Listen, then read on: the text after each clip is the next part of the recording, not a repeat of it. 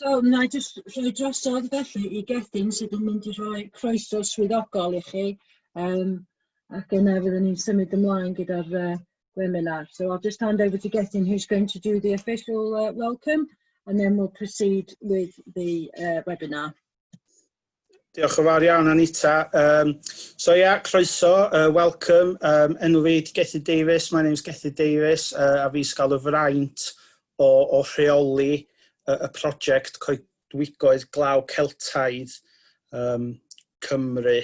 So jyst rhoi bach o cefndir I chi am y prosiect. Mae'n prosiect sy'n werth o gwmpas 7 miliwn a hanner o bunnau, neu 9 miliwn a hanner o euros. So the project's worth around £7.5 million or 9.5 million euros, and it's primarily funded by the European Commission via their Life, Nature and Biodiversity Programme. Mae di ariannu yn bennaf gan y Comisiwn Ewropeaidd drwy rhaglen natur a bioamrywiaeth Life. Other co-financiers include Welsh Government, who contribute 2 million, as well as ourselves, the National Park Authority, RSPB Cymru, Coed Cadw, Natural Resources Wales, and Dŵr Cymru, Welsh Waters. Nhw ydy'r prif noddwyr eraill.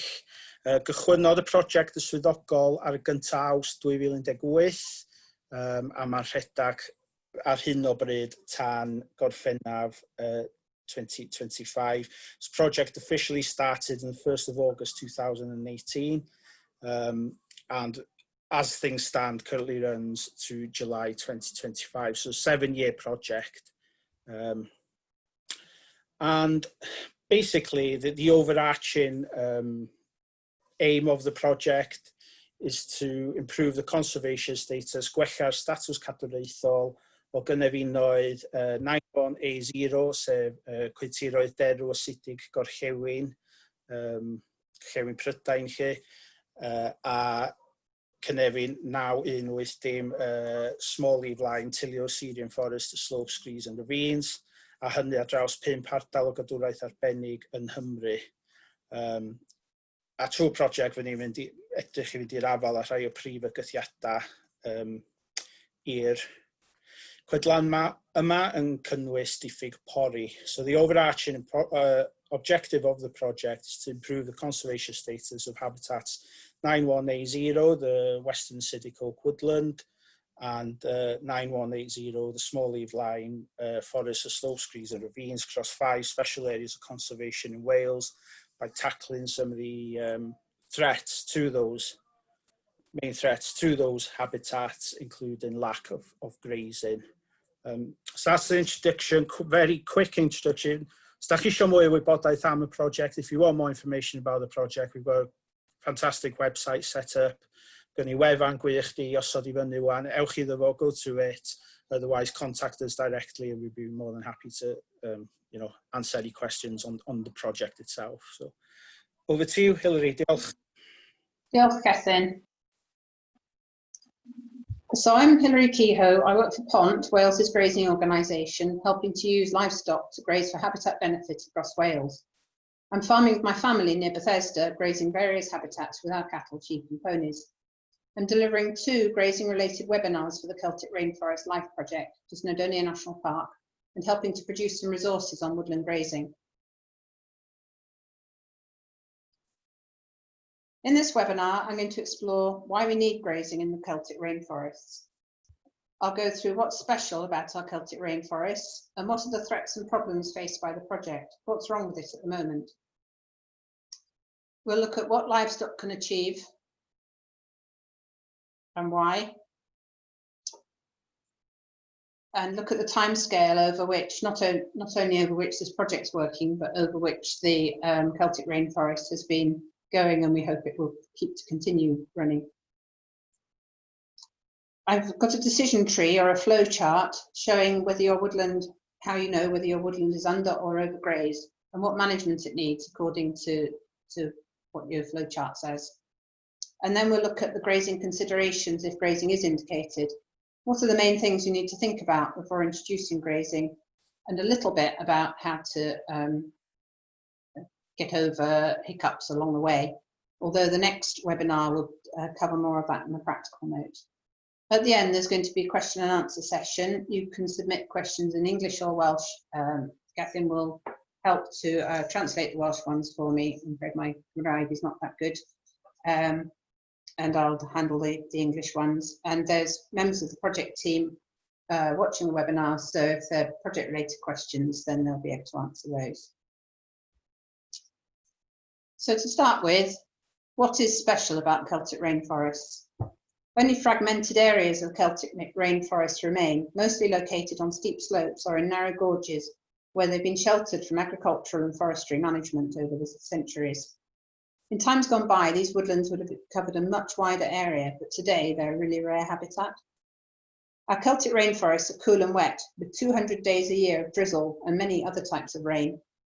They're as vital as the tropical rainforests of the Amazon. We may have fewer impressive snakes and spiders, but the variety of species and cultural significance of these remnants of the ancient wildwood are really important.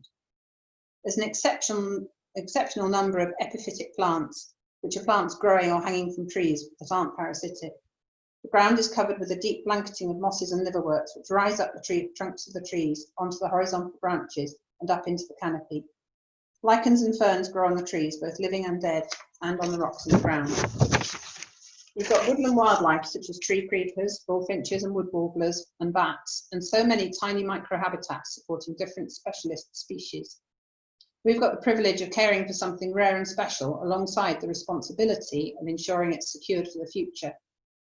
I'm just quickly going to show you some of the wildlife supported in the Celtic rainforest, because knowing about that helps you to understand why we think that grazing is important. First off, we've got lichens, which are a unique partnership between fungi and algae, a host and a helper. These Labaria lichens are very sensitive to atmospheric pollution.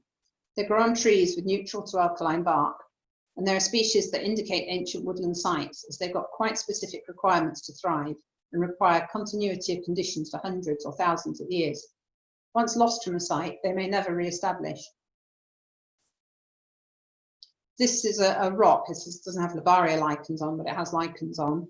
And from some years ago, there was sulfur dioxide in the atmosphere, and that was falling as acid rain, and that caused loss of lichens from the very top of the tree canopy, because they couldn't deal with the chemical side of that. So they were able to spore and reproduce and grow on the rocks below. So that sort of explains why it's really important to have a fairly clear understory in the woodland, because these rocks have been a refuge for the lichens. And now that there's less sulfur dioxide in the atmosphere, they're re-establishing themselves back in the tops of the trees. And I don't quite know how they get there. Mosses and liverworts are the same in that although there are some widespread, more tolerant species, the specialists will survive for centuries if conditions are maintained. Mosses need the humidity of the rainforest. They have no water or food carrying roots and stems, so they need to keep damp to absorb moisture and food through their leaves.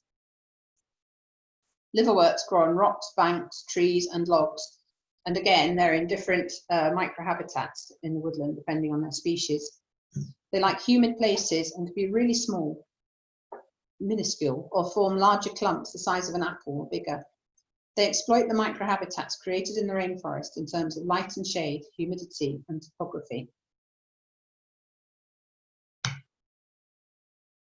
These are filmy ferns. They like shady north-facing slopes on rocks, trees or logs. And then we've got flowers such as this wood anemone and celandines, and tree creepers and pied flycatchers, which like a nice open woodland to fly through when they're breeding and feeding. We've got butterflies like the speckled wood, which likes edges of woodland glades and the woodland edges and paths to fly around, and obviously plenty of bats. So why do we need grazing livestock?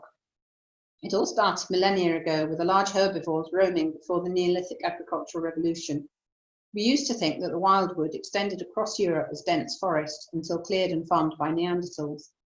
This is being doubted now as fossil remains of beetles and snails, some species of which are still found today in more open park-like woodland, suggest that the habitat was much more open.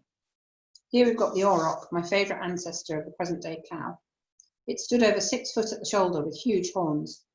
This is one of the forebears for modern cattle breeds. The elk and the European bison, the wild boar, and the original horse and pony ancestor, the tarpan, also ranged across the landscape, leaving a swathe of grazed and browsed plants behind them.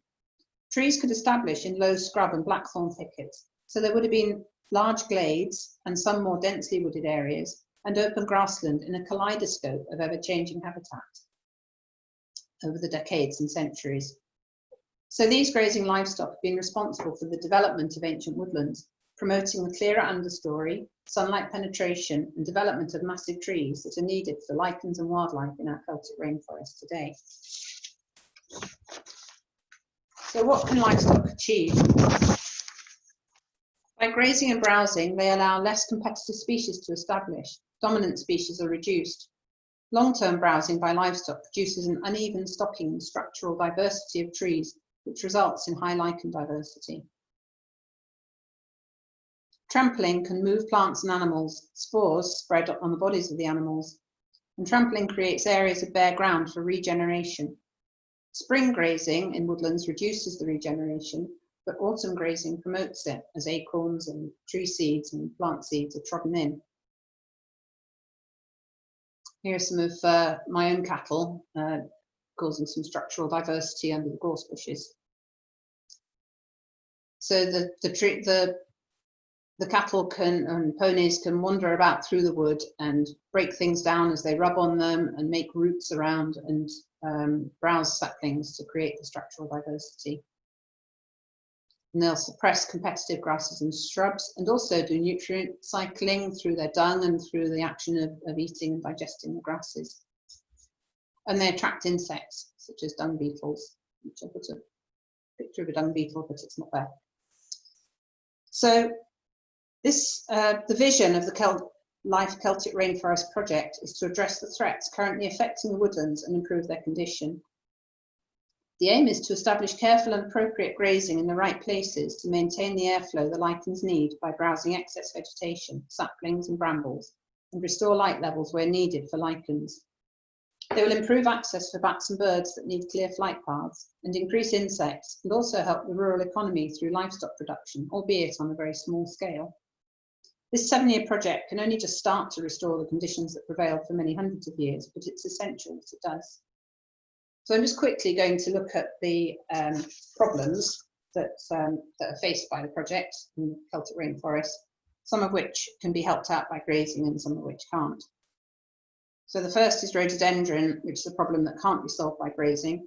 Although once a wood is grazed, once a wood's been cleared of rhododendron and is then grazed, the seedlings are quite sensitive and they won't thrive and regrow.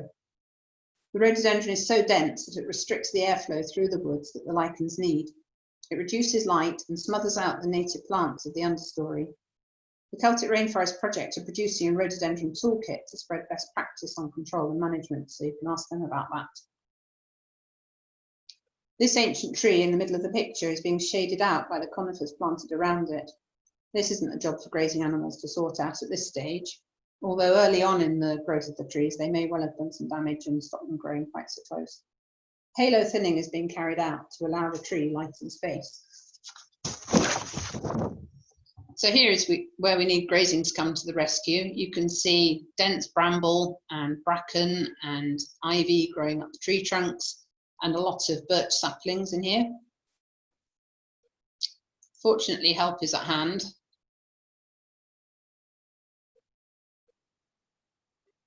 These are the Highland cattle, great hard at work in Dolmalinthlin. And if you look very closely at the cow in the middle of this picture, you can see that she's really having a good time eating a bramble bush. I'm sorry we're not closer to her. Dave Lammercraft from Plant Life took this video, and I think he didn't want to disturb her by getting too close.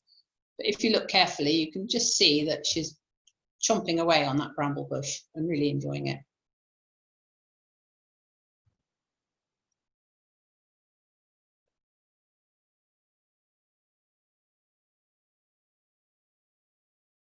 That's it, she's had enough. So livestock will browse seedlings, particularly early in the season. and trample bracken. Native cattle and ponies will eat young brambles, although they won't manage very mature and dense bramble patches. Now here's the dung beetle. Scuffing of hooves helps to create niches for lichens and bryophytes to colonise, and a more open woodland makes it easier for spore dispersal through the wood and better for woodland birds. We want regeneration, so we have future trees for our specialist plants, but lichenologists such as Neil Sanderson and plant life's Dave Lummercraft think that given the lifespan of trees, we may want less than we think. To maintain a woodland density, each tree needs to replace itself over its lifetime. Is that 300 years or 400 or 700? They say there should be opportunities for regeneration, but it doesn't need to be such a priority. You can see here there's lots of ash saplings and plenty of bramble again. Fencing woodlands to protect them from grazing livestock has been a part of agri-environment schemes for many years now. Too much grazing and browsing can damage trees, reducing flowering plants and damage paths and woodland soils. But lack of grazing for 30 years, as is the case in some of our sites, results in huge amounts of holly and birch regeneration. Holly is really shade casting and impacts on the bryophytes on the woodland floor. They like shade, but not too much of it. Ivy and bramble, when they become established and grow up the tree trunks, can cover up the lichens and shade them out. Rare species are rare because they're often specialists requiring a particular niche. They're really easy to lose.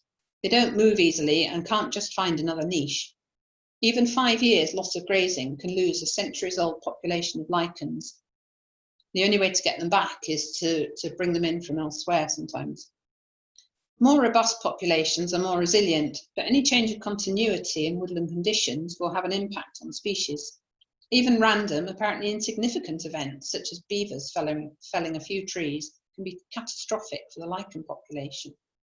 And the longer things are left, like regen and halo thinning and clearance of rhododendron, the harder and more expensive it becomes to sort them out.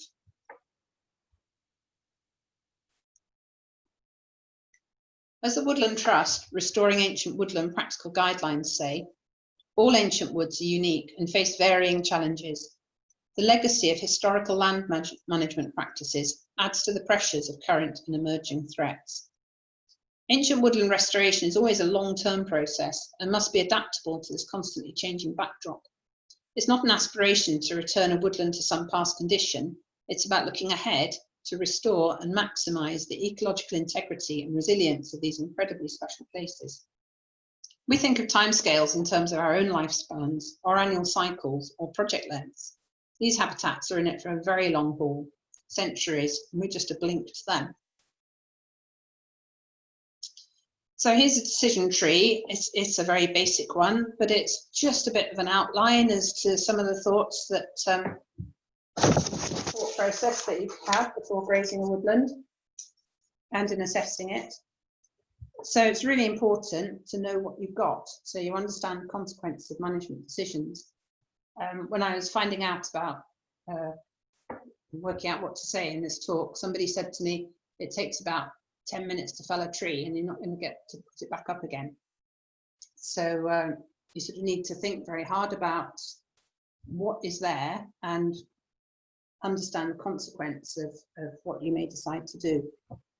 So if you're looking for indications of under or over or under grazing, you might see ring-barked trees and a lack of undergrowth.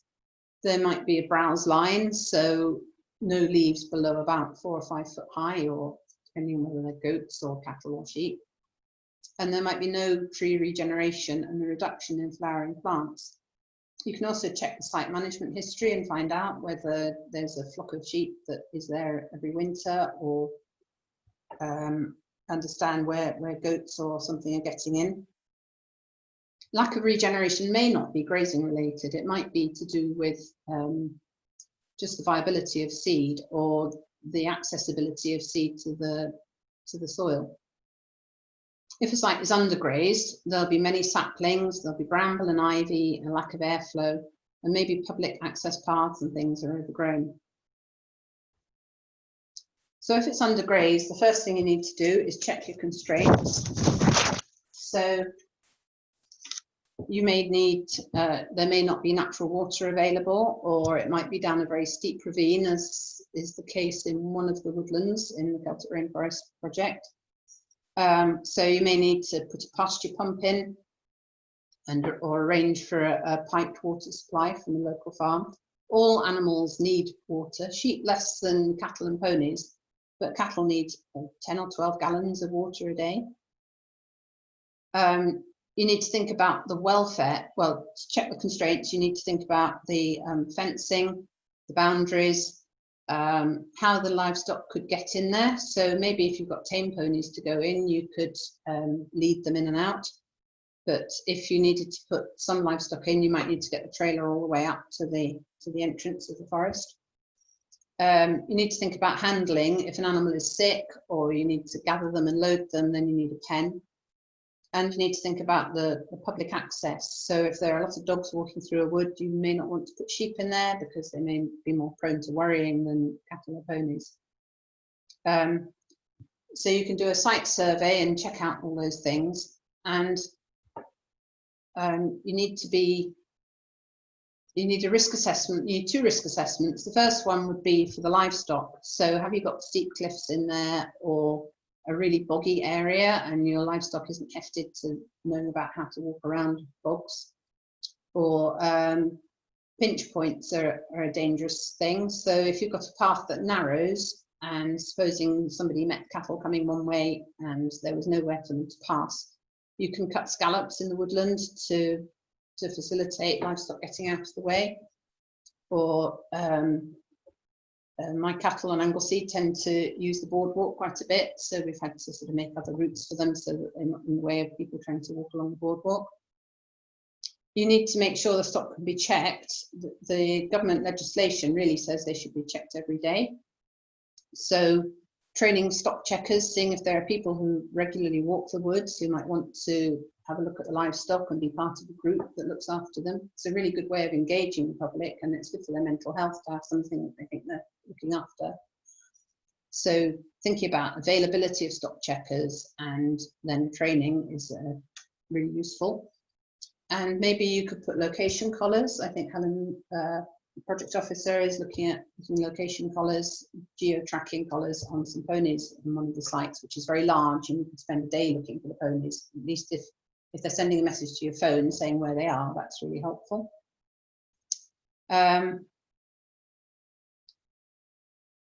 You could have mobile or permanent livestock pens. It's sort of better really to have a timber permanent pen with a bit of a splay fence leading into it, so it's easy to gather the livestock in if you need to in a hurry. And then obviously you need public liaison and a risk assessment as to danger to the public. So that might mean that you specify quiet cattle, or a particular class of cattle, cows that don't calve on the site.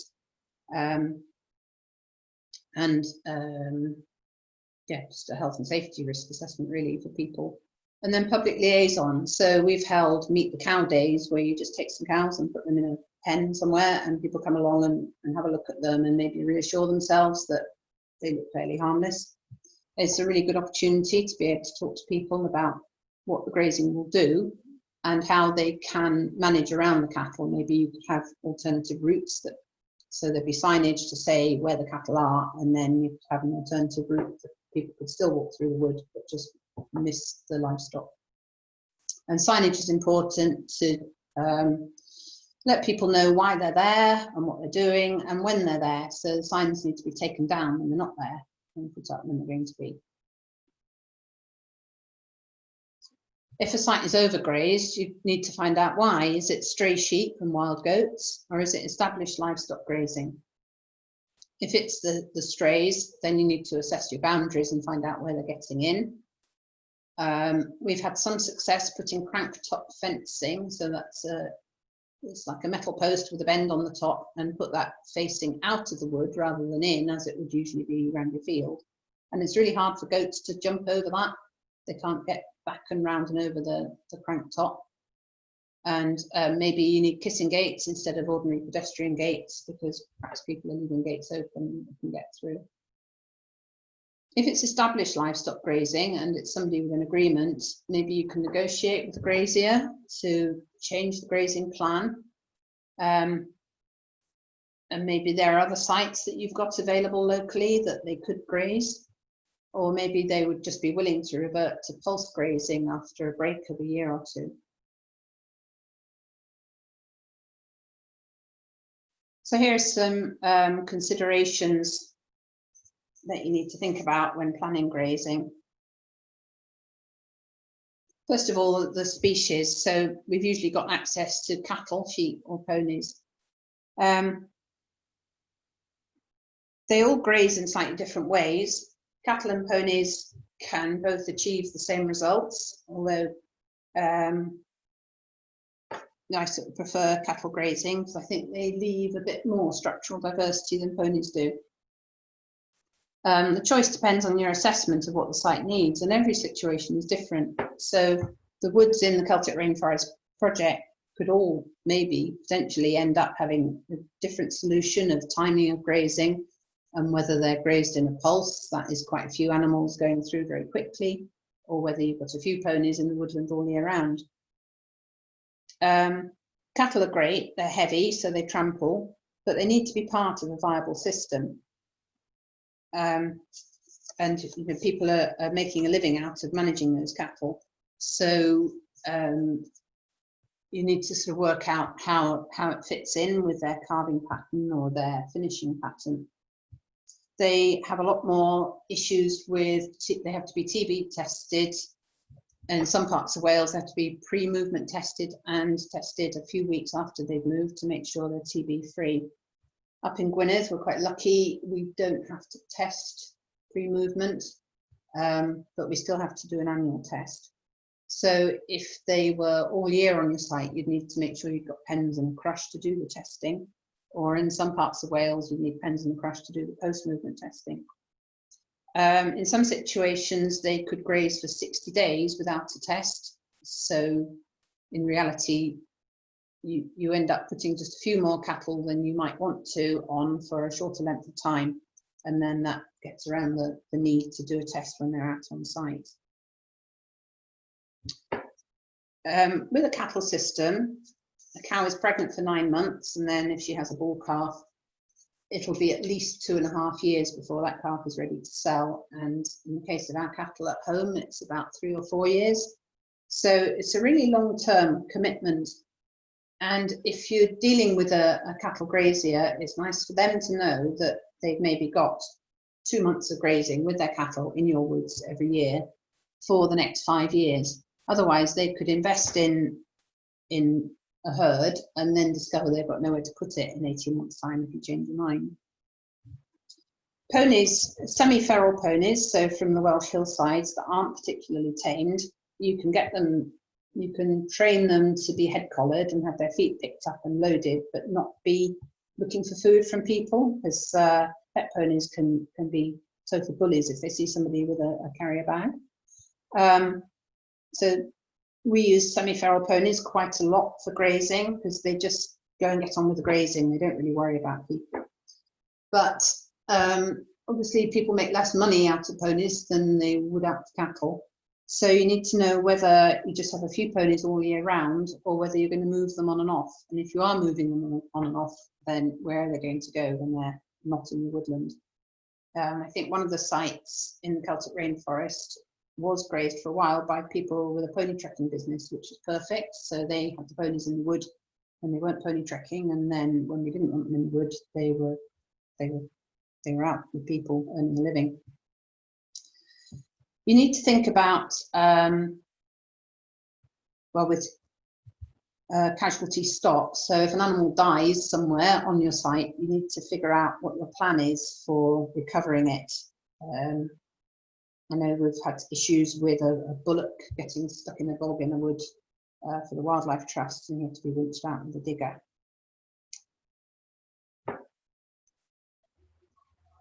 So you need to think about site access, and again, if you've got tame ponies, you can lead them up, or it's a track and you could drive your cattle up, that would be fine. Otherwise, you might need to make sure you've got space to turn a trailer around to get the livestock on and off. And you need to think about the welfare, the stock checking, the availability of water, whether there is enough for them to eat in there,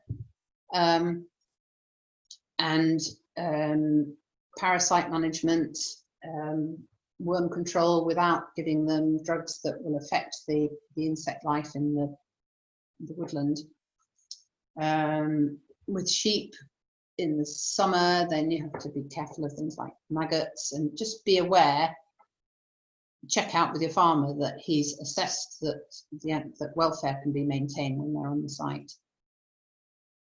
Integration into the wider landscape. So some of the Celtic rainforest woods have got areas of heathlands and areas of grasslands and brackeny slopes, and that can be really good because the animals will help to manage those as well, and they'll maybe shelter from the sun or shelter from rain in the wood and manage that when conditions are right for that, and then be out in the wider landscape helping to improve that the rest of the time.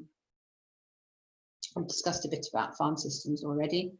And then the seasonality of grazing. So do you want to promote regeneration and graze in the autumn? Are you trying to control it all and graze in the spring and get them to eat the maybe ymwneud in the woods if there's a wet area, or eat the newly growing leaves, which are far more palatable in the early spring?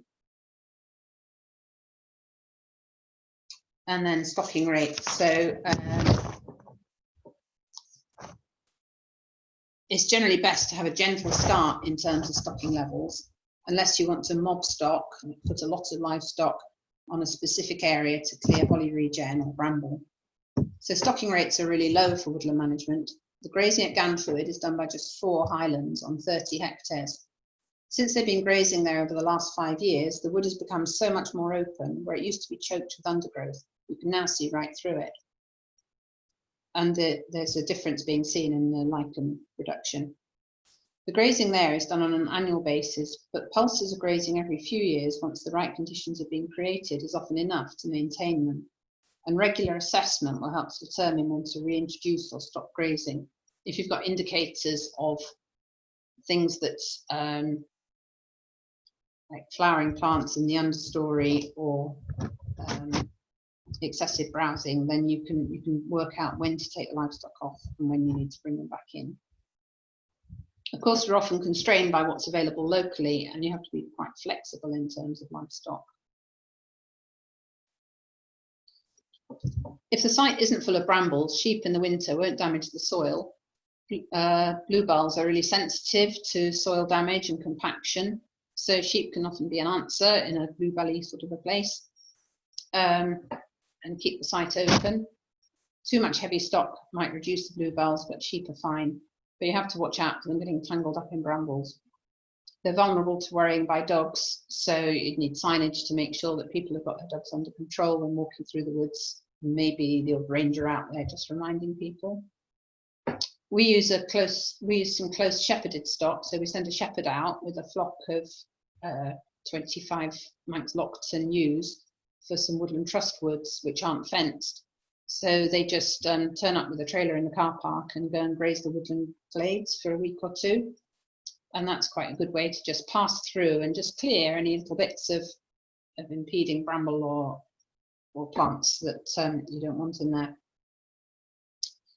They're really good at loading. You just need a few hurdles, and you can make a handling pen to reload the sheep.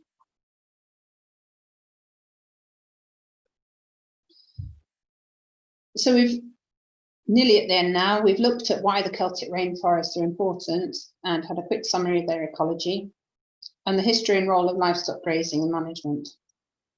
We've looked at some of the issues faced by the project and how livestock can support woodland restoration and management.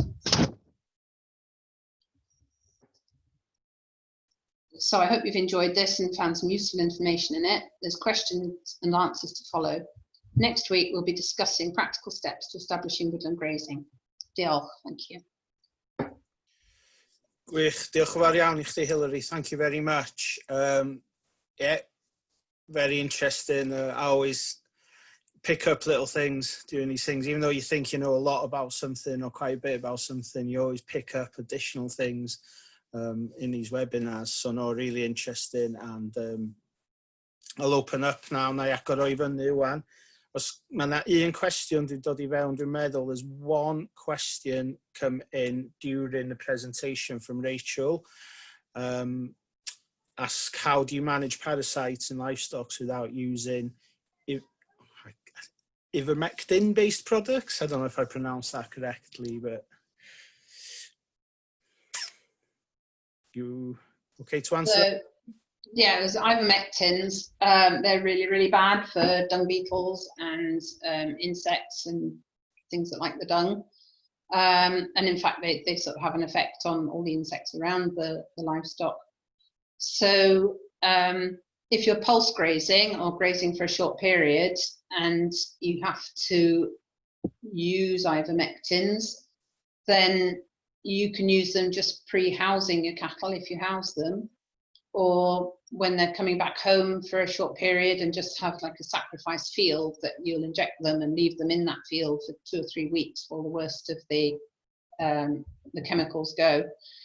I wouldn't ever suggest putting livestock into a nature reserve really that's been recently treated with ivermectins, and you can work your way around. So with our sheep flock, we do ivermectin them once a year, and we do it as they lamb, and then they're on the in-by fields really near the farm, and as we do it as they lamb, then the first ones are sort of going out of their ivermectin period by the time the last ones are injected. So there's always some sheep around that haven't had treatment, because it's really important to have continuity of tasty, nutritious dung for all the insects that need it.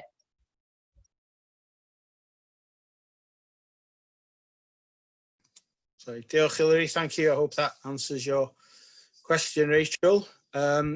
Rwy'n arall, is there anybody else? You can either type your question in, or I think you can put your hand up or ask it verbally if you want through your speaker.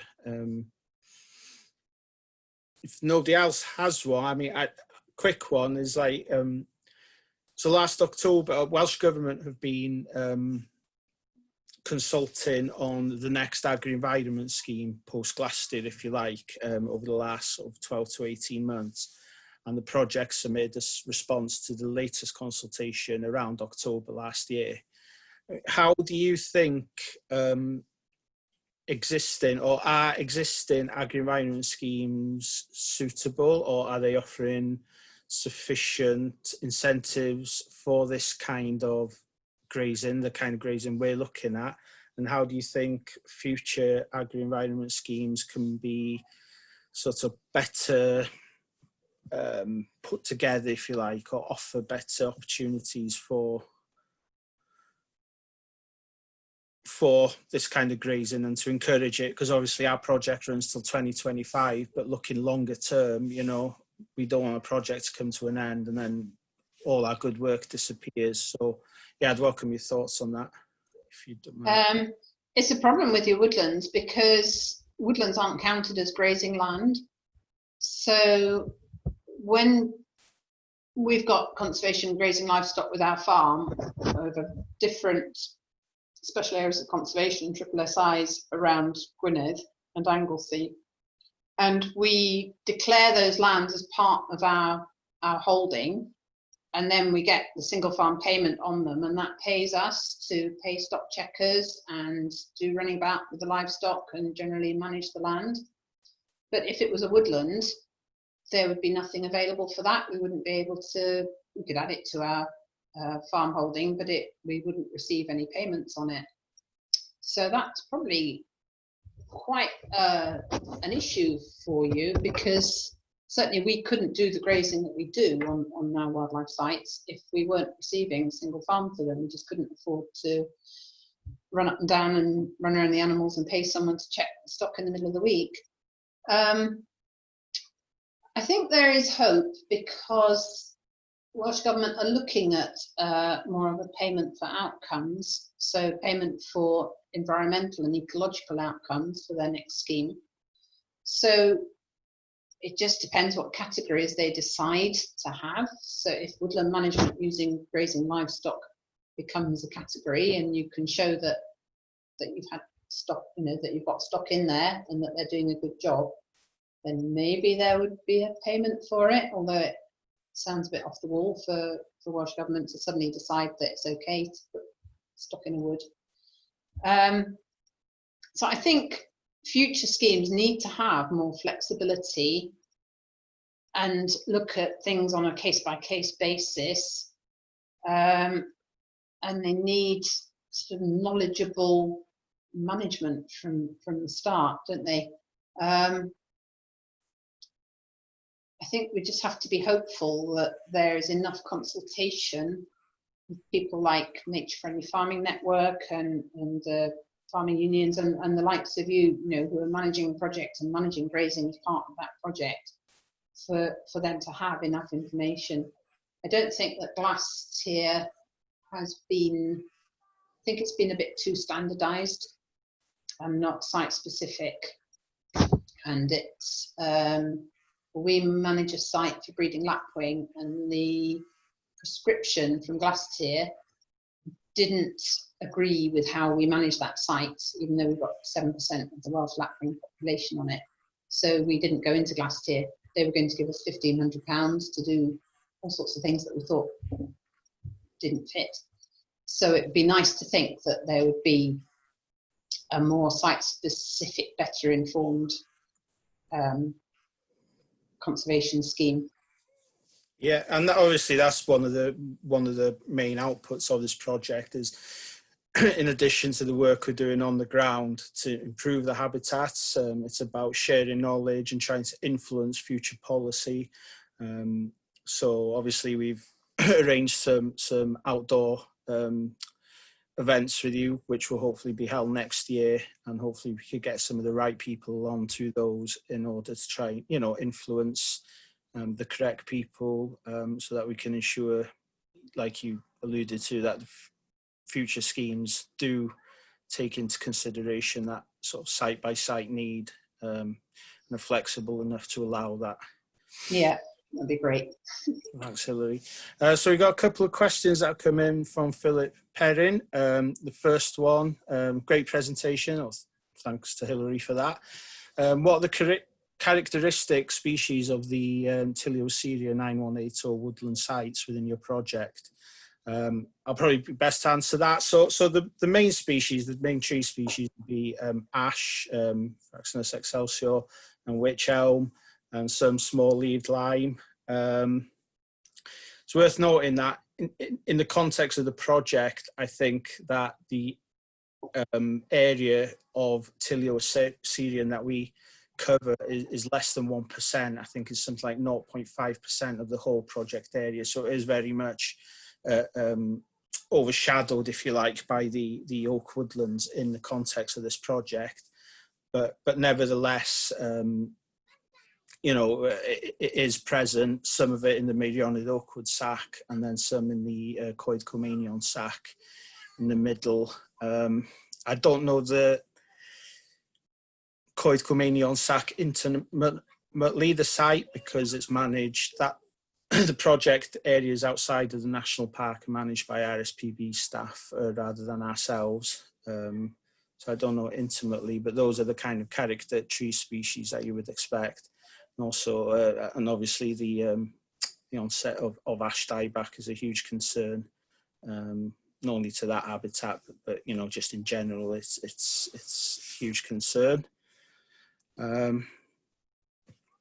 So hopefully that's answered your question. You can find, if you just Google Habitat 9180, then the JNCC website has a lot of information on it about that habitat. Or you can contact us directly via emails, which are available on the project website, and we'd be more than happy to continue the question with you if you've got anything further. The second question by Philip was cattle breeds. What are the advantages of Highland cattle for this task? What other breeds would be suitable?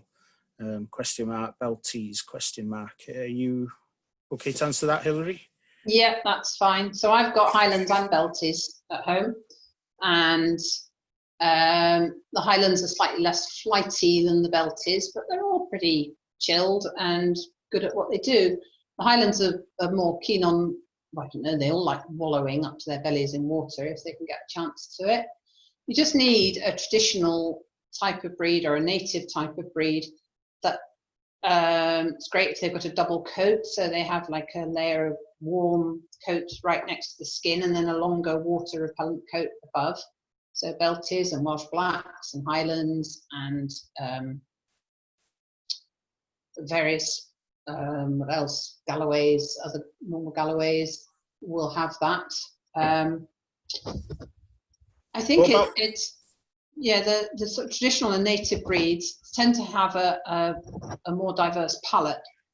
So, you know, if you put a Holstein in the wood, it would go and look for bits of grass because that's what it's used to eating, whereas the more traditional and native breeds tend to have, you know, they like a bit of leaf and a tree and a bit of grass and a bit of, they like millennia up until about August, and they'll chomp away on the bramble, as you could just about see that cow doing. So, and they're quite often sort of lighter and sturdier. And I had I think he was a stabilizer cross Frisian that I put out on Corsgorch Fen on Anglesey with my Highlands and Belties, and I had to bring him off by about November just because he was just trying to grow too fast and he couldn't do himself well enough, whereas my cattle were just podgy and absolutely fine. So I think they're just a bit better at utilising rough forage. So I've got nothing against Welsh Blacks. I've had Welsh Blacks, but I've just settled on these two breeds because they just do the job. What about Dexter's? We've had a woodland owner contact us just a couple of days ago. It's an area of woodland that we're currently doing some thinning in as part of the pause restoration aspect of the project. And his concern is that opening up the canopy will encourage the sort of the ground layer to become dominated by bramble. And he has access to some Dexter's because his son has a small holding, and he asked the question, you know, whether they would be suitable. They're very suitable. I call them the Jack Russells of the cow world. Right, okay. Anyone who's got Jack Russell will understand that, and anyone who's had Dexter's will probably understand that. So we have had Dexter's, and they did a good job. They really enjoy a bit of bramble and a bit of rough stuff. So, and then they're nice and light and small and easy to move around, and they don't bite. But mine were very good escapologists. That's why I moved on to other breeds. But they can be really appropriate for conservation grazing, and they're really good on slopes. So if you've got steep slopes, okay, then Dexter's your man for that. And what about pigs? Because the same woodland owner used to keep pigs in part of the woodland. He doesn't anymore.